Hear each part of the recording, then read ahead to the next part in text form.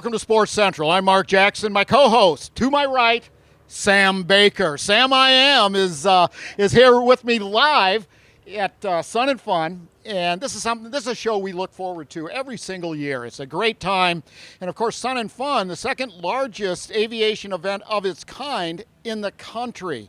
And yes, we are blessed to have Sun and Fun open again.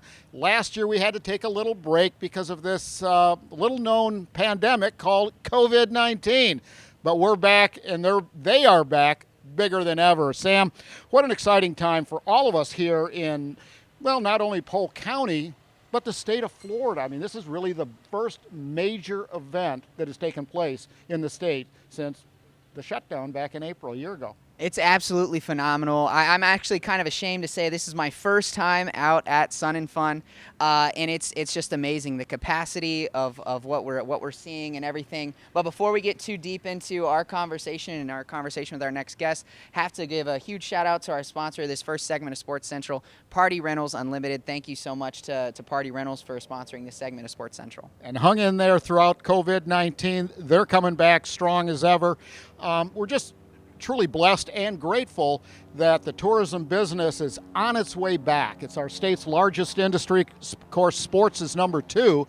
A lot of people don't know that, but tourism and those employed in the tourism industry are grateful as well. And so one of the things that we thought would be just a wonderful idea is to have a man of many seasons and many years, by the way, more than 30 that is, with the city of Lakeland.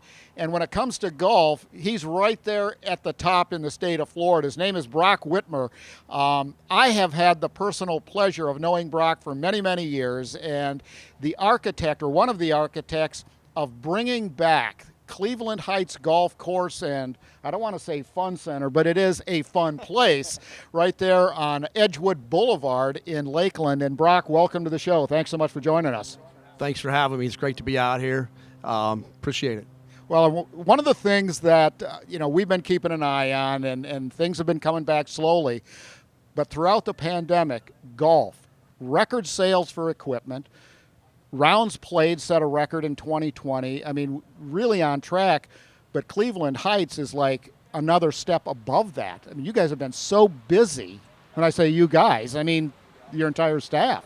No, you're exactly right. The golf industry was up 25% last year. This time last year we were closed. We were closed for 38 days. When we opened up on May 1st, we saw numbers that we normally would see January, February, March in the summer. So we were up 7,000 rounds being closed 38 days. It's something that we've kind of talked about a lot, or at least you've talked about a lot, this idea of, pent-up demand, waiting for that moment that people can get out, and that's exactly what we saw. As soon as people were said, hey, we can get out and participate in outdoor activities and social distance and be outdoors and everything, they were ready to go, and we are very fortunate enough to have a place like Cleveland Heights Golf Course for them to, get out and play. Exactly, and it's a safe place. We took all the protocols. We took everything very serious, but people needed to do something. We're seeing new people golfing, people that haven't golfed in years, out there playing golf right now. So we were just fortunate to be able to give some folks somewhere to go.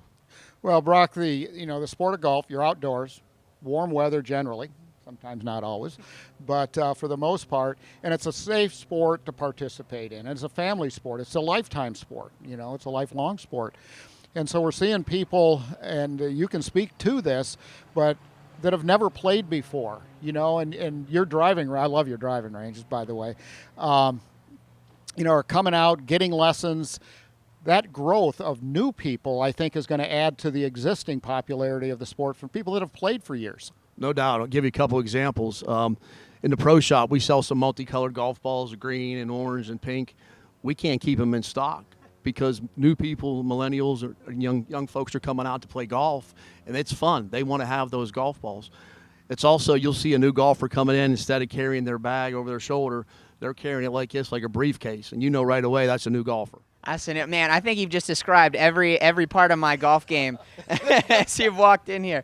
But it's been so interesting to see all the people that are getting out and playing, and it's something that really anybody and everyone can and should enjoy. Absolutely. Well, Brock, one of the things that so many of us have enjoyed in recent years the investment that the city has made. And I really take my hat off to the city commission for standing by the golf course, not only as an economic engine for the city, critically important for creating jobs, not only at the course, but outside as well. It's a tourist attraction, it's a sports attraction, but you've made, and the city has made, millions of dollars in investments in the quality of the course as well. And it really says a lot about the city of Lakeland and your operation as the general manager. You're exactly right. We're so fortunate. If you go there at Cleveland Heights, we have amenities that go from Peterson Park to Wood Lake Park, all the way down to the dog park, the walking trail, Common Ground Park, the tennis courts, and all the way down to Lake Hollingsworth. So we have what we have in our community, folks don't have. Charlie Belcher was over last week. Channel 13 did a piece over there, and he was kind of blown away the amenities that we have. So it's truly a multi-purpose facility, not just a golf course. Yeah, well, and Sam, it's a golf course similar to the RP Funding Center. It's an economic engine that gives back to the community, not just in terms of fantastic recreation and actual tournament play, but when you're driving new dollars into the community, that's an investment. The city is smart about it. The Polk County Commission is smart about it. And they say, look, we can combine the best of both worlds. Great entertainment, great recreation, and an economic engine. Super. Yeah, and also we have a phenomenal restaurant over there, 1916 Irish Pub. They've been a great partner for us. So we're getting folks out there that I've never seen before. Just come out and have lunch. It's become a real destination. Yeah, it's become a pretty big hotspot for local college students as well. I know a lot of people there that frequent that area, especially during the live music portions of it and everything. But I had a chance to go over there, and it's it's a great opportunity to bring in someone like 1916. Another name that is proven and has been out there in the community in other areas. But it's a fantastic place, really something for everyone to while you're there. It's a great place to be, and you've got 3 courses. When I say 3 courses, I mean 3 9-hole tracks, which is really unusual. But it's great for the golfers. Hey, I want to play the Azalea or the Bougainvillea today or whatever I want to play, or I just want to play 9. That's fantastic too. But a testament to the quality of the course and the millions of dollars of improvements that have been made. Been the fact that there have been a lot of tournaments out there over the years. We had the Major League Scramble with the Tigers out there, and they loved it. More recently, the Ken Riley Celebrity Golf Invitational. I got that right. Yeah, and to see all those celebrities out there having a great time, I mean, that had to be a real reward for you. It absolutely is. We lost Ken, and what a great guy. That tournament is coming up May 1st. It's a great event, and as you stated, Mark, the charity dollars that come through Cleveland Heights, it's about $280,000 a year, 30 golf tournaments. That really has an impact on Central Florida. Yeah. I got a chance to talk with actually Mr. Hinson, who is now helping out a lot with that Ken Riley golf, the golf invitational and everything. And he is saying nothing but praises about everything that's going on at Cleveland Heights Golf Course and the precautions taking place and just the quality of play and how welcoming your staff and everyone has been there. And he is more than excited, floored to have this event coming back and knows that it's going to be, one of the best ever, especially, in this year where they want to be celebrating the life of Ken Riley and the impact he had on the community and continuing on his legacy. Absolutely.